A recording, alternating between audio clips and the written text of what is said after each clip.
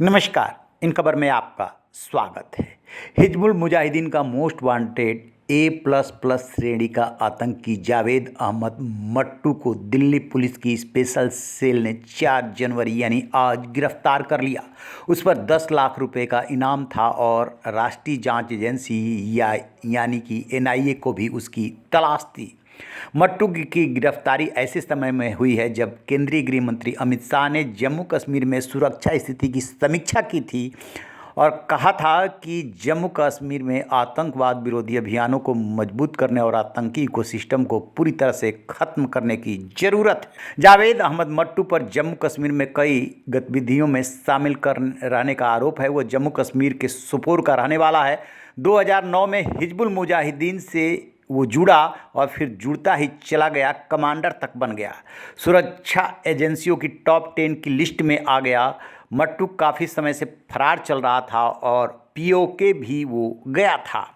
जम्मू कश्मीर में 5 ग्रेनेड हमलों से लेकर के वो 5 पुलिसकर्मियों को मारने के मामले में शामिल रहा।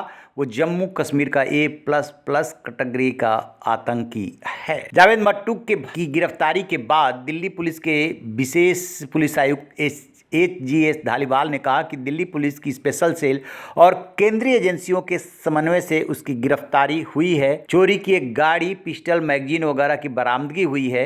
आपको बता दें कि जिस A++ कैटेगरी का वो आतंकी है, वो 2018 में 21 घरेलू और विदेशी आतंकियों की लिस्ट जारी की गई थी। इन आतंकियों को अलग अलग कैटेगरी में बांटा गया था। इनमें से 21 को हिजबुल मुजाहिदीन के कुल 11 आतंकी शामिल थे। कुलगाम के अल्ताफ अहमद डार, उमर गनानी, जीनत उल इस्लाम, रियाज अहमद, नाइकू, मुश्ताक अहमद मीर, जाकिर मूसा और जावेद मट्टू को A++ कैटेगरी में रखा गया था। आतंकी जावेद मट्टू हिजबुल मुजाहिदीन के साथ जुड़ा। इसके बाद वो अल बदर के साथ भी संपर्क में रहा। जावेद की गिनती हिजबुल के टॉप कमांडर्स में होती है। आपको बता दें कि हिजबुल के ज़्यादातर कमांडर सुरक्षा बलों द्वारा चटकाए जा चुके हैं। इनमें टॉप 2 ही कमांडर बचे थे, जिनमें से कि एक पाकिस्तान भाग गया और दूसरा जावेद मट्टू फरार चल रहा था, जिसे कि अब दिल्ली पुलिस ने गिरफ्तार कर लिया। खास बात यह है कि पिछले साल स्वतंत्रता दिवस पर जावेद मट्टू के भाई रईस अहमद मट्टू का एक वीडियो सोशल मीडिया पर तेजी से वायरल हुआ था। इसमें रईस अपने घर पर शान से तिरंगा लहराते हुए नजर आ रहा है। इसे लेकर के रईस ने कहा था कि उसने किसी दबाव में नहीं बल्कि अपने दिल से तिरंगा लहराया। ये उनकी सोच है। वे युवाओं को पैगाम देना चाहते हैं कि हिंदुस्तानी थे, हिंदुस्तानी है और हमेशा हिंदुस्तानी रहेंगे। रईस मट्टू ने तब कहा था कि मैंने दिल से तिरंगा लहराया, किसी का कोई दबाव नहीं, सारे जहां से अच्छा हिंदुस्तान हमारा, हम बुलबुले हैं, ये गुलसिता हमारा। पहली बार मैं 14 अगस्त को अपनी दुकान पे बैठा हूं। पहले 2-3 दिन दुकान बंद रहती थी।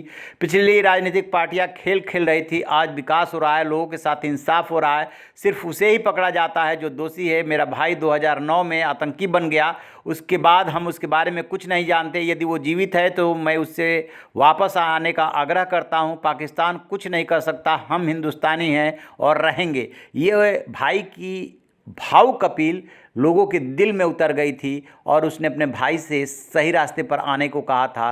भाई तो नहीं लौटा, लिहाजा कानून उससे अपने पंजे में जकड़ लाया और उसकी गिरफ्तारी हो गई है। रहिए बेखबर, देखते रहिए इन खबर। Thank you.